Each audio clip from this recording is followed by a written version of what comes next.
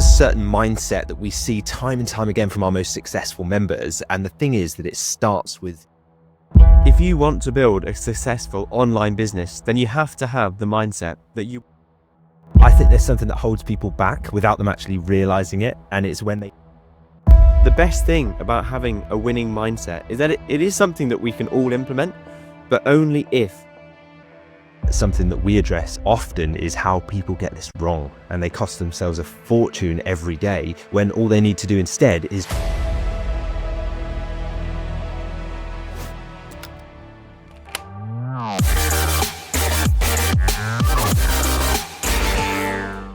Welcome to the Dropship Unlocked podcast. I'm Lewis Smith, the founder of Dropship Unlocked, and with me is our client success coach, James Eardley. Now, when we're not recording podcast episodes or running our own e-commerce businesses, you'll find us helping aspiring entrepreneurs launch their own high-ticket dropshipping stores.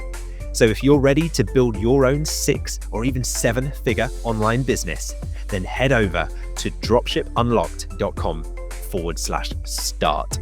Now, sit back, relax, and let's unlock your potential with the Dropship Unlocked podcast. So today, Lewis, we're going to dive into a conversation that needs to be had, and that's not just around all of the in the weeds and all the intricacies about running an online business. We're going to look bigger picture today about the mindset required, and crucially, the mindset that we see from the most successful members that we work with and the most successful people that we've ever met, really. And we see it time and time again. There's often a common thread between the most successful members with the mindset that they have. We're going to dive into that on today's episode today. And firstly, Lewis, start with a broad question, but why do you think mindset is so critical in e-commerce and in online business more generally? Well, it's the foundation that everything else is built on, really, isn't it? It's the, you can have all the skills in the world, you can have all the technique, the strategy, but without the right mindset going into that, then you will hit inevitable challenges and blocks in the road. And if you don't have that right mindset from the beginning, it doesn't matter how many skills you have or how much technique you have, eventually you'll just give up because the belief and the reason why is not there. So there's a lot to unpack in terms of getting the right mindset. I think people can sometimes actually rely too much on mindset as well. So we'll have that conversation in today's episode too, around like they think that mindset only is the answer, but without the right actions and techniques and strategies and grind and really putting the work in, again, you're kind of going to be stuck at the start line. So yeah, a lot to unpack today and looking forward to it. 100%. I think you mentioned an interesting point already. And something I want to dive into is the fact that people often jump to asking really direct questions of us when they're sort of getting started or considering getting started in dropshipping. And it's like, okay, how do I find the right suppliers? How do I find the products that I'm going to sell? How do I set up an ad campaign? But oftentimes we kind of know the answers to these questions, but really to help them more broadly, it's kind of to look at the overall picture. And that's always where you start in the program, Lewis, isn't it? About mindset first, because it becomes the foundation for everything else. On that point, why do you think people are always more keen to learn all of the tactical things rather than look inwards and think about the mindset that they're approaching it with? Probably because it's easier. It's easier to just think that the problem lies in a lack of knowledge and tactics and skill, and that's the reason why they haven't yet got the results that they want. Because it does take some work to actually develop a strong foundational mindset. I think people glaze over this stuff as if it's like airy fairy, fluff, and later then they hit problems and then they kind of give up and then they twist and they pivot to a different business model and then they hit the same kind of problems and then they pivot to it and they don't realize the whole time the underlying bit that was missing was the right mindset. It was the fact that, for example, one common thing we see is like what they call imposter syndrome. So this is where you start to reach a point of like the business becomes real. You start to maybe make a few sales and you begin to unknowingly self-sabotage because your mind doesn't believe that the position you found yourself in is one that you're worthy to be in. And so you feel deep down almost like you shouldn't be there. And so what your body tries to do and what your mind tries to do is to kind of get you back to the comfort zone, get you back to where it is safe and where you do feel like you're allowed to exist. And what they do is kind of self-sabotage. And I've seen this as well. I've done this as well, is kind of bring yourself down to the level that you're comfortable at again. So the trick, I think, if you want to call it a trick, but really it's just another technique, is to train our mind like a muscle in the gym, that we are already achieving the type of results that we want to try and strive for. Because if we can embody the mind of a person that's already where we're trying to get to, the actions are just a formality at that point to get us to the eventual destination. It's almost like you say, right, I'm going to run this race. I'm going to put, in my mind, I've already finished the race. So mentally, I'm sitting on the chair after the finish line and I'm done. Now I've just got to run it. Versus turning up to the race and being like, I don't know if I'm going to finish. I don't know if I'll be able to make it. Will I trip up the first few 100 meters? Like, I don't know that's a very different mentality going into that race versus the person that's mentally already run it. And in a business equivalent, it's already seeing the success that you've got, whether that's time, location, financial freedom, without having to stress about all of the different details that are going to get you there. Because if you've got that confidence that you're deserving of that success already, then the actions will come later.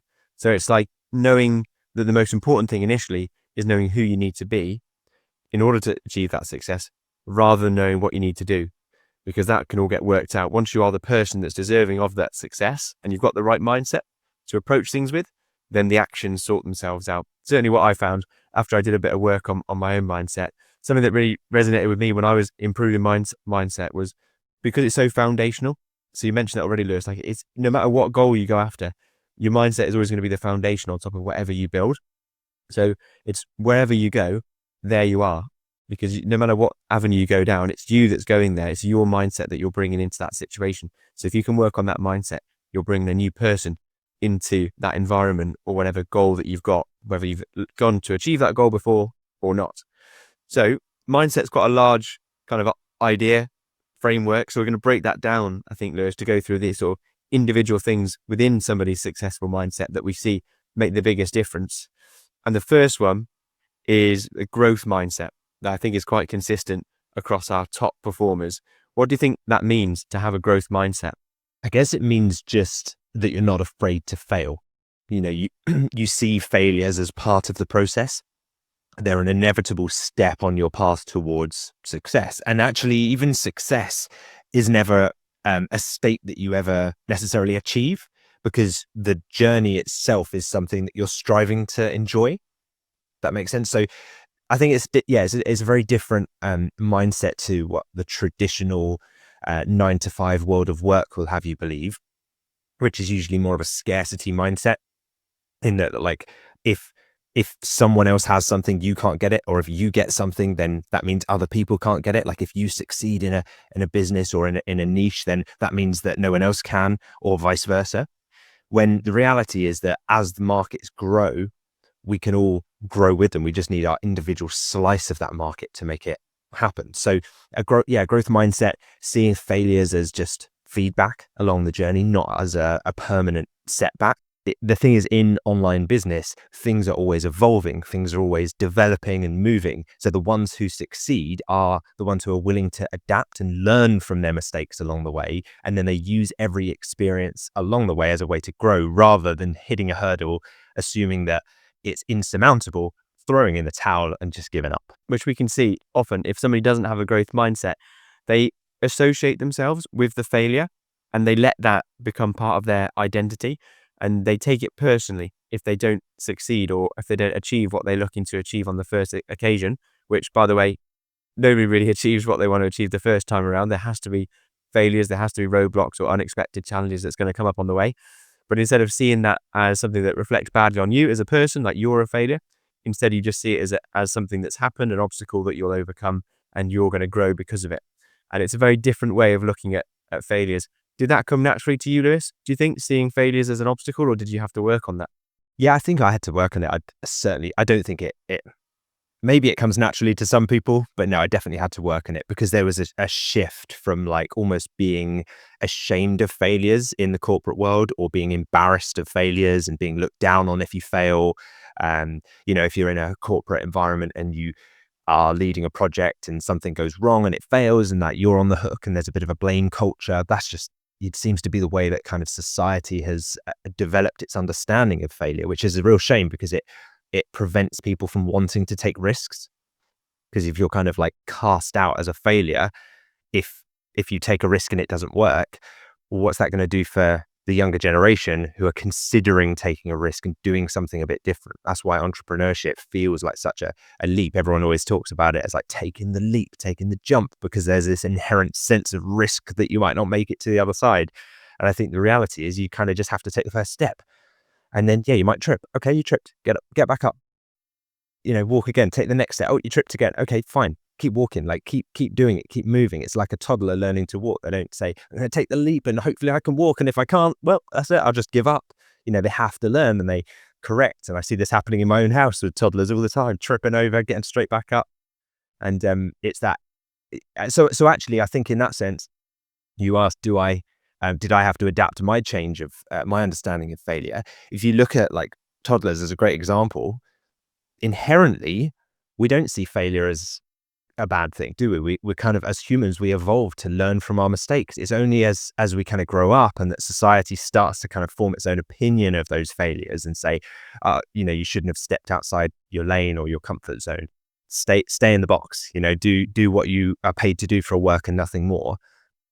That it starts to become abnormal to experience failure. Yeah, it's something that we learn, that mistakes are bad. Yeah, I agree. It's like we have to go back as far as we can to being a toddler, where you've got that innocence and a mistake isn't something to be frowned upon. It's just something that's a natural part of learning. And I think a lot of people, I was the same when I was in my corporate role. You try and go through life without making any mistakes, like deliberately thinking, I better not make a mistake today. But then there's that flip that you need to make when you're going to go into entrepreneurship.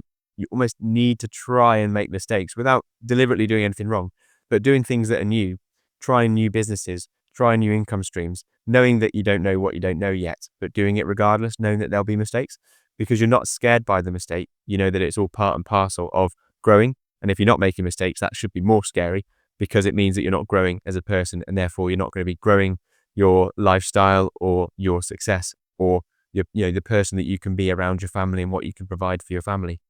So I think there's something in that.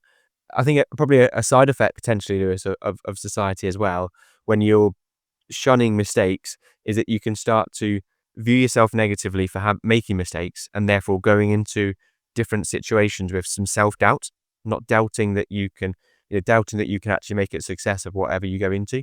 Do you see self-doubt as well as another key part that we need to work on for a real bulletproof mindset? I think it actually shines a light on how tribal we are as humans and how it's so important to be in community and have the support of other people who have overcome that self-doubt and have that belief in themselves and in other entrepreneurs as well. So it's a big part of why our community is almost like the secret sauce to making this work. Because I think people think, as you stated earlier, that it's the tactics and the strategies. And yes, that's part of it. I'm not undermining that. That's a big, big part of it. Because without that, you're just, spinning your wheels.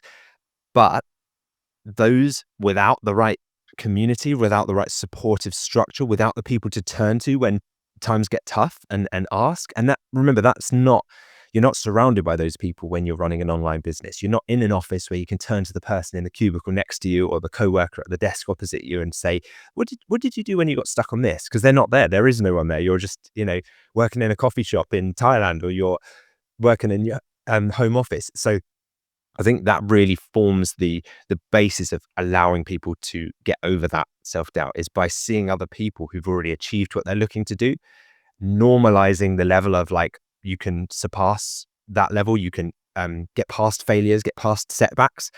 And then when you inevitably encounter them, there's no shame, because you can just ask. You look in a community and there's community full of questions about different stages, but people aren't kind of jumping in and commenting, being like, oh my God, I can't believe you got stuck on that.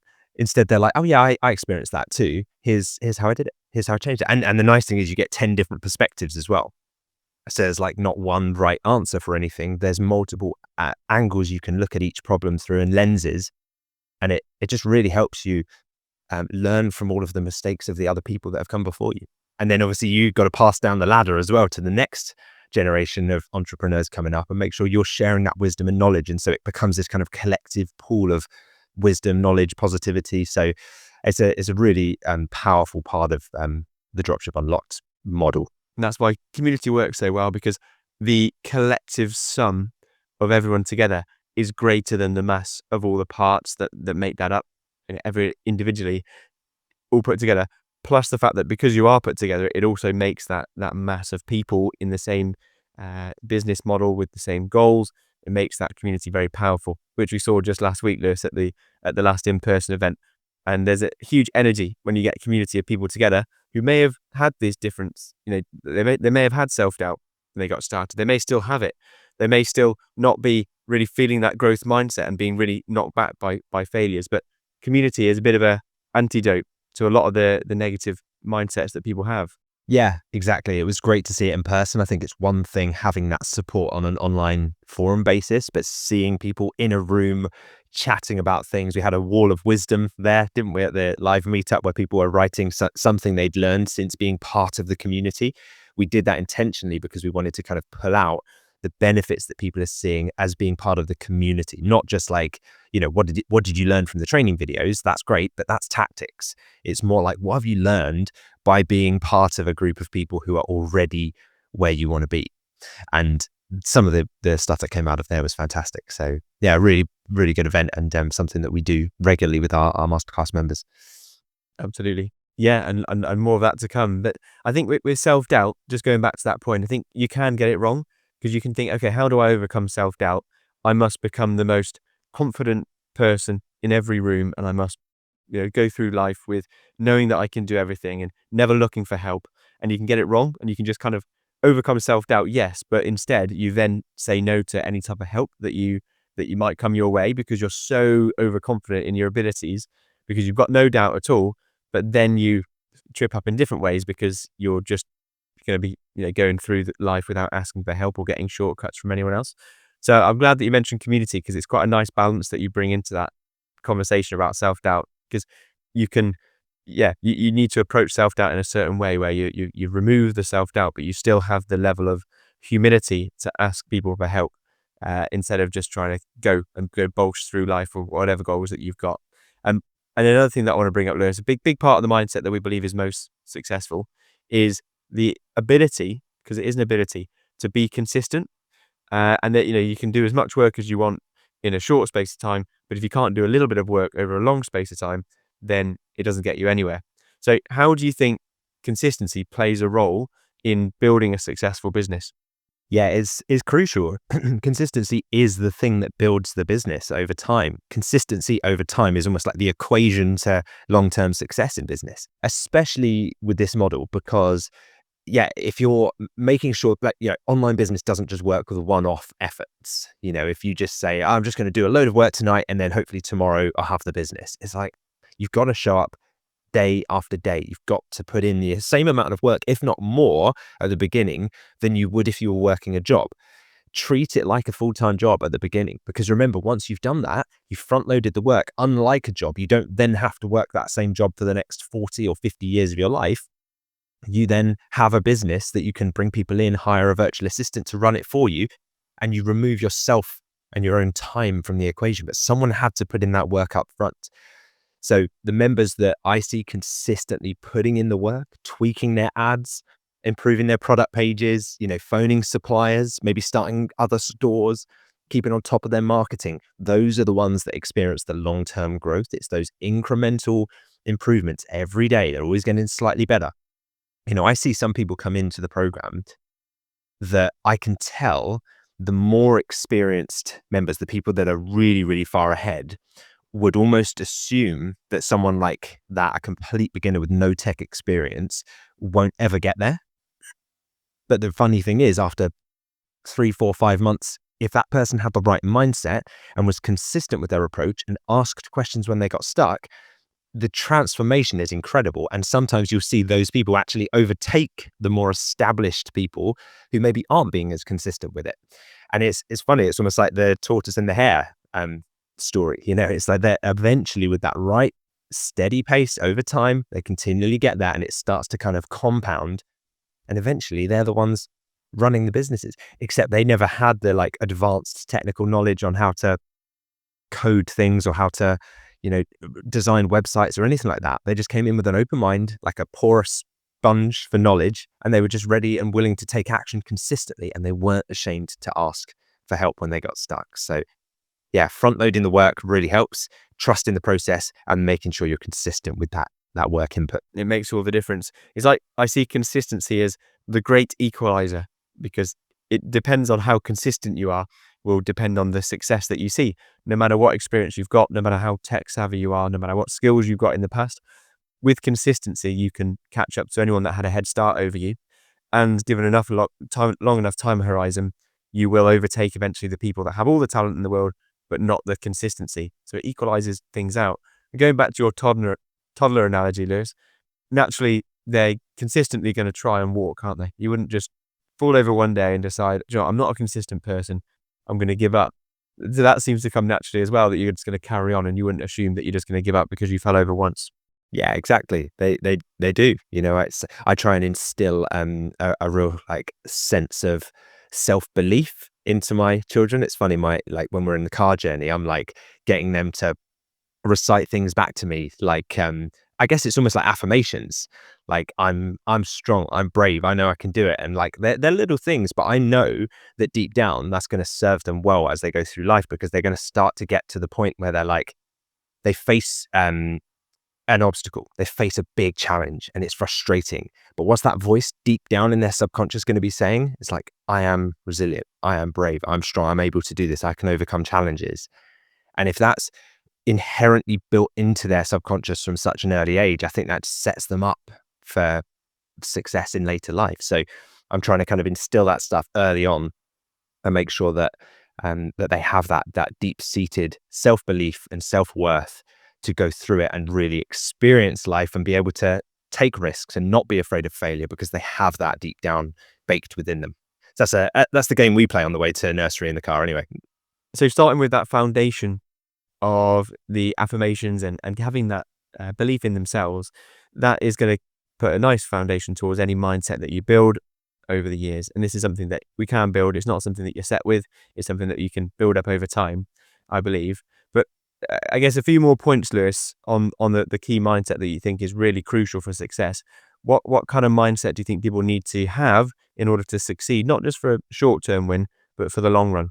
I think resilience and patience are key. Delayed gratification, making sure that you're willing to wait. You know, we've got a going back to we're using the toddler analogy a lot in this episode, but my toddlers love toy cars, like Hot Wheels cars at the moment. That's like the toy of the moment.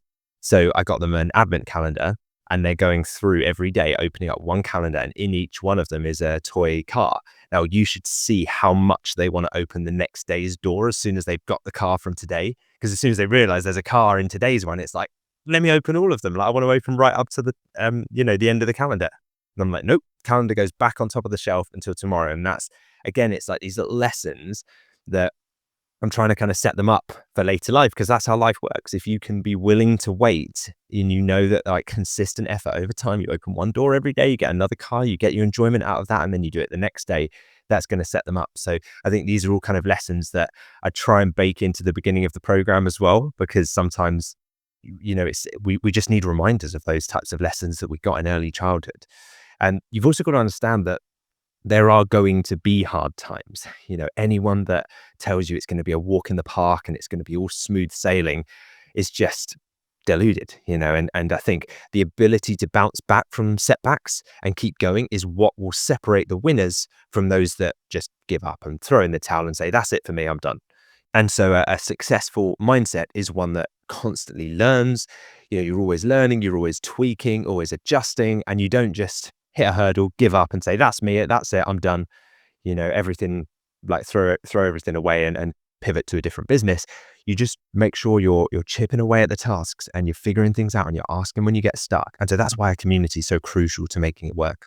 Exactly. And it's because you've got people around you that can tell you this isn't a full stop, this is just a little comma or a little pause sign. You can overcome this like you'll overcome everything else that comes your way as well. Something that stands out to me, Lewis, is something that is quite a common phrase, is that they say that the best drivers are the ones that lose their tests, like not lose their tests, but fail their tests when they first take them. And the people that pass first time don't end up being the best drivers in the long run. Do you think there's something in that? Yeah, there probably is. Without making myself sound like a bad driver, because I think I did pass first time. But that's because my granddad was a driving instructor and he owned a driving instructor school. So maybe I had an unfair advantage with some extra lessons. But yeah, there probably is an element of like, the failure makes you more resilient and it makes you take the eventual test more seriously. You know, when you do eventually pass, it makes the feeling of freedom when you pass that driving test even sweeter, because you're like, I really worked for this and it wasn't a given. I got it taken away. I think that's also why people who experience big setbacks in life come back hungrier sometimes. You know, if you've hit rock bottom and you've been like this close to being bankrupt and out of business, it makes you like, when times are good again, you don't get complacent. You remember that feeling, that inherent emotion that was linked to the kind of crumbling of everything. And it makes you really, really take things seriously. Whereas if you kind of, these people that like win the lottery and they've got millions and then within 2 years they're bankrupt, it's because they kind of never experienced the down before the up, and they didn't like the rise wasn't earned. They just got gifted to them. So I think sometimes the best way you can set yourself up for long-term success is just to make sure that you're never complacent about it. You're consistent and you ride the highs low and the lows high. You don't take it to your identity core when something goes wrong. You just get back up, dust yourself off, and treat it as another challenge, another day. And it's part of the journey. You've got to enjoy the journey. And it's much easier to enjoy the journey with other people around you who are on that journey, rather than just doing it on your own and hoping you're doing it right without any kind of feedback. That's very socially isolating. It is, yeah. But something we heard from Jared kind of sprung in my mind when he said that was, Jared, he's made obviously over £4 million in sales with his e-commerce business. We had him on the podcast, but he was so relaxed with that success. Like, he never got carried away with himself. Even when you were talking and we were probing him on these numbers and asking what that means for his life and how proud he is of himself. And he was always very humble with it, which is great to see. But I think it's because of that, Lewis, is that he doesn't ride the highs too high, so that when there are inevitable lows in his journey as well, he doesn't feel those too low as well, because he's stable and he's able to understand that the lows will be part of it, the highs will be part of it as well, as long as he's moving in the right direction. So that definitely came to mind, that kind of analogy there of Jared, because it's easy, I guess, to go both ways, isn't it? It's easy to feel the lows and it's easy to get carried away with the highs. Yeah, exactly. And that was something that I think I asked Jared, didn't I? Like, what you're going to pop the champagne when you hit the 5 million or whatever? And he was like, no, I don't think so. Like, I think he said that it was just another milestone along the way, wasn't it? And that, like, he was very, very understated about the success. And I think when I asked that question and then he answered, I was like, yeah, actually, I'm exactly the same. It's funny, like, I asked the question, but I was thinking if someone asked me the question, I was like, no, I didn't necessarily mark the occasion. It was just kind of part of the journey. And I think that sometimes that's to our own detriment. I know my wife finds it strange that I set myself kind of goals for the businesses, and when I exceed those goals or when I meet those goals, sometimes I don't actually stop to celebrate as much as I should, because I'm so focused on kind of progress and the next goal. And I might have like a goal for one business and a different goal for another business, and if we hit one, I'm like, okay, great, did that. And she's like, no, hang on a second. Like, that was a big goal. Like, you set that and you achieved it. So let's just not move on and pivot straight to another one. Let's mark the occasion. Like, go and do something, go and celebrate, go and treat yourself to something. Like, make it real, make it tangible. And I think the reason why maybe I don't go into it too much and want to kind of really fixate and celebrate on it is this like concept of not wanting to pin my identity to the success and the outcome of a goal, because I know if I do that and then we have a bad month, does the opposite need to happen? Do I need to punish myself now because we had a bad month versus reward myself in a good month? Do you see what I mean? So I think that's why I kind of disconnect emotionally from it a little bit, because I'm like, okay, cool, we had a good month, but I'm not going to, go and blow all the company's money on like a holiday or something, because I think if we then have a bad month, what am I supposed to do then? Am I supposed to kind of like, is it supposed to all crumble and break down? So instead I'm just like, well, okay, well, we just invest that money in a good month, and then in the bad months we covered it because we fixed the roof while the sun was shining, as they say. And it's eventually, as long as it's kind of a gradual upwards trajectory, that's all that matters. You can zoom out and take a more holistic view of the whole thing. Mm-hmm. Yeah, and it's so important, because going back to what we said about consistency, the most important thing is that you just keep showing up every day. But it's nice that with people around you, like Becky, they're able to see things that you're not necessarily able to see, because they've got that external view of your success. And when you get to a goal that you're really working hard towards, they can see, oh, you didn't actually end up celebrating that goal, did you? And maybe you need someone around you sometimes to kind of pick you up when things are tough, but also allow you to celebrate when things do go well, so that you can get that dopamine rush of, that you need to get on your journey to the continued success that you're having.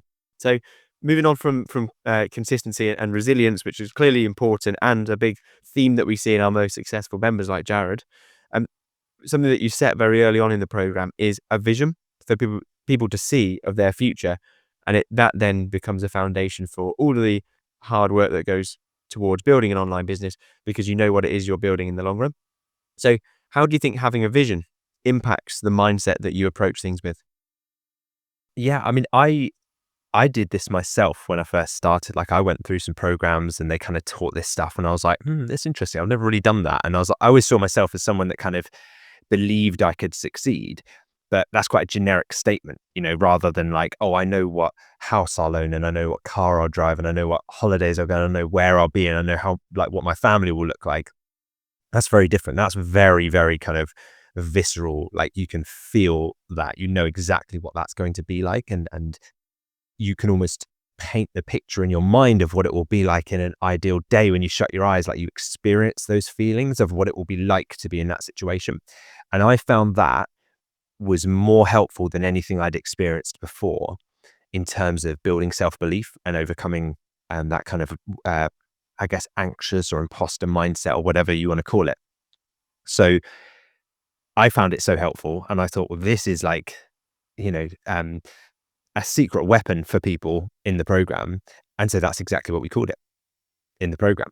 I thought, this is the kind of thing that most people overlook, but it's so powerful that it's like, it is a weapon in the kind of war of entrepreneurship. We're trying to succeed at this. A lot of people will kind of aimlessly come in, try, have a go, didn't have much of a vision, crumbled, fell at the first hurdle, didn't have a why, and then they leave. It's like, so what separates the people that see it through and don't fall at the first or second or third hurdle? And if they do, they get back up and they carry on. And I realized it's the people that have a clear vision of exactly why they're doing what they're doing and where they want to get to with it. And they remind themselves of that every morning, every evening. So it's baked in their subconscious, and they have become the kind of person, and not the kind of person, they've become the person that they are striving to reach. And that's why it's so powerful. And so, yeah, we put it into the program, and then every action you're taking along the way is, does this align with my vision? Does what I'm trying to do align with my vision? And it becomes like your North Star for where you're trying to kind of aim the business as to, does this get me to my end goal, my eventual goal? And the more defined your vision is, the easier it becomes for you to take action. Because, for me, initially it was like, I want a lifestyle business. I want to be able to travel. I don't want time commitments, responsibilities, that call on my time. And so I built the business around that kind of set of rules, that framework, because I knew that it was there. There were, of course, opportunities along the way to make more money, but it would have involved pouring my time into something and becoming a different kind of person to the one that I was visualizing and seeing. And there's something that kind of makes you like gravitate back towards what your vision is in the end, and build the kind of business that enables that life. So I found it extremely valuable. I didn't realize how powerful it would be. And so I thought, when I was creating the program for the first time back in, like, this has been 2019, I thought, this needs to go in there. This needs to be early in there, because I think a lot of people, some people get it, but some people just disregard this, and it's to their own disadvantage if they do. Yeah, it is. If you don't have that vision, then how do you know where it is you're going to eventually get to? Or how do you know the step to take if you don't know what it is you're aiming for in the long run? And I like the war of entrepreneurship analogy. So it's like a weapon that you have on your side is that vision. And I like to look at business like a sport as well. And this kind of works with a similar analogy. So if business is a sport and you're like the manager of your football team, but the football team being your mindset, then you can choose the players that you're going to play and how strong are those players in the different positions.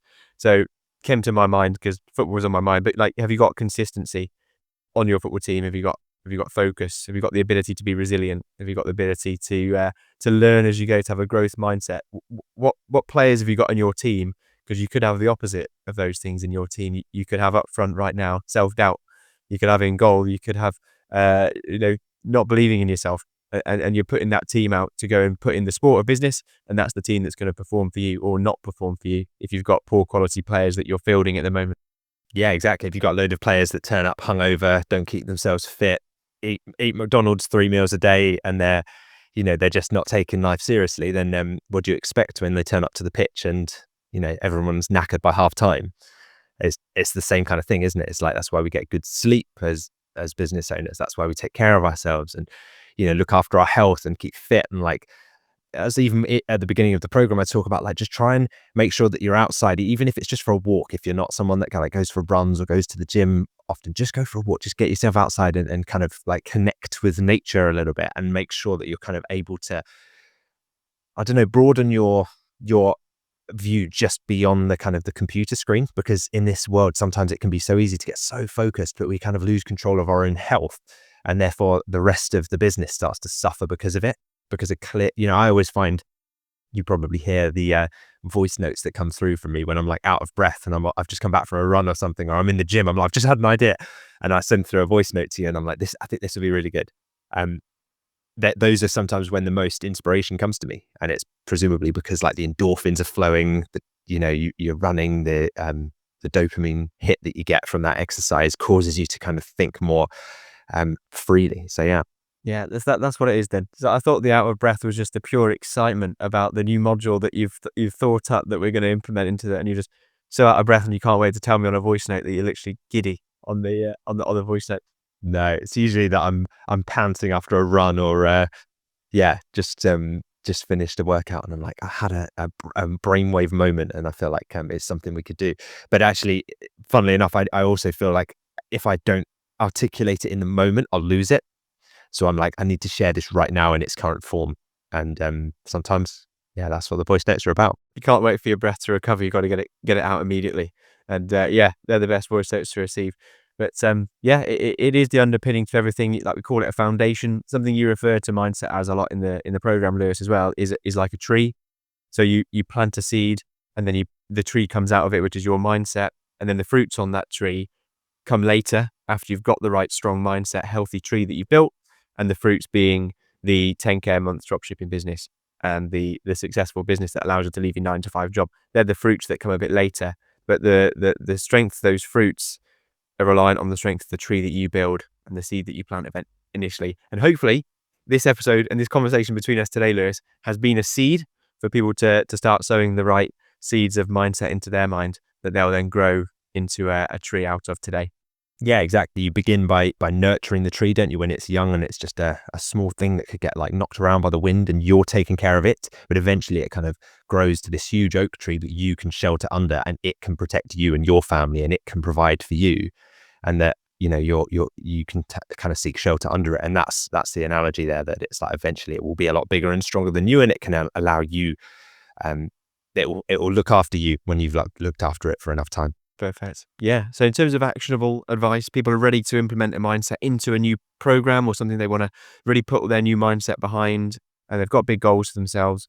Where do you recommend they go after this episode? Yeah, we've put all of the resources, the guides, the support that you need to get started on the right path with the right mindset in one place. And that is if you head over to dropshipunlocked.com/start. Are you enjoying the podcast? We'd love to hear from you. Leave a comment or a review, and we might feature it in an upcoming episode. And for detailed show notes and resources, visit dropshipunlocked.com/podcast. If you found value in any episode of this podcast, please could you take just 10 seconds to leave us a quick 5-star review on your favorite podcast app? It helps us more than you can imagine. And who knows, you might just hear your comments read out on the show. Thanks for being a part of our community. Your support helps us keep delivering new episodes to you every week. Okay, now it's the time in the episode to answer a question that we've had in from a lovely listener. And if you have a question and you've been listening in today, then just simply put a comment beneath the YouTube video version of this episode. So it won't just be answered in the comments. It may also get answered on an upcoming podcast episode. So that's exactly what Raheem has done. So Lewis, I will ask Raheem's question to you now. Raheem has asked a simple question, but an important one. He's asked, is now a good time to start dropshipping? Thanks for your question, Raheem. And yeah, it's quite a common question, actually. And funny, it's a question that I've seen posted from people online since before I even started, before 2017. People were saying, is it the right time? I feel like the ship has sailed. Has it become too saturated? Is the competition too high? And the truth is, there is no better time to start than right now, because you didn't have the option of starting years ago, because if you haven't done so, then that's like ruled out now, right? So the second best time to start other than then is right now. And the market's growing. I was just having a look, and the current stats are showing that the UK e-commerce market is expected to grow by 14.3% as a compound annual growth rate from 2024 through to 2030. So huge amount of growth. Like, imagine that's a compound annual growth rate that we are going to experience in the whole e-commerce market. So imagine you have one small slice of that now, but you take your slice of that market, as long as you follow the right data, criteria, and validation that we go through inside the program, is going to grow just by being in the game. Let alone if you then start to expand your product selection and expand the suppliers you're working with and go into a different niche as well, and like start to build your own empire and do your own growth mechanisms within there. Just by being part of it, you're going to benefit from that. So yeah, absolutely. If you never start, you'll never succeed. And you might be commenting on a podcast in 2030 and saying, has the ship sailed? Is it too late? And I can't tell you by then. It might be too late by then, but it's certainly not too late now. So my advice would be start now by taking imperfect action, and then watch those efforts compound as the market itself expands. Perfect. Yeah, great question from Raheem. And one we hear quite a lot. I think it always comes from a position of maybe self-doubt or maybe the wrong mindset, because they're thinking about an external factor rather than what they can do internally to learn and grow and build a successful business. So hopefully this episode has helped on that point as well. And I just double checked as well. We did do an episode almost 2 years ago when we started this podcast, almost 2 years ago. Episode 10 is called Is There a Perfect Time to Start? And it is all about that subject, about people trying to time the market, time when they start dropshipping. And go back to episode 10 if you want to get a bit more context around timing. Okay, so it's time now to read out a review that we had for the podcast. We love to do this, love to hear the reviews, love to hear your thoughts on what you thought of today's episode. And we love to shout out if you do leave a review, because it's worthy of a highlight on a podcast episode. So a big thank you to Jason Moore, who has shared your thoughts recently on a recent episode. And Jason Moore has said, brilliant content again, as always. Amazing. Thank you very much for your review, Jason. We really appreciate it, and very glad to hear that you've been enjoying the podcast and that you feel the content was brilliant. That really helps. And we appreciate you sharing your feedback as well.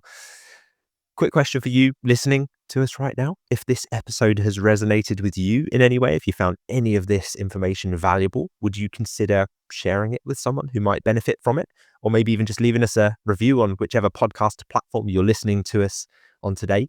Your recommendations and your reviews and feedback really help us grow our community and continue to deliver as much valuable content as we can.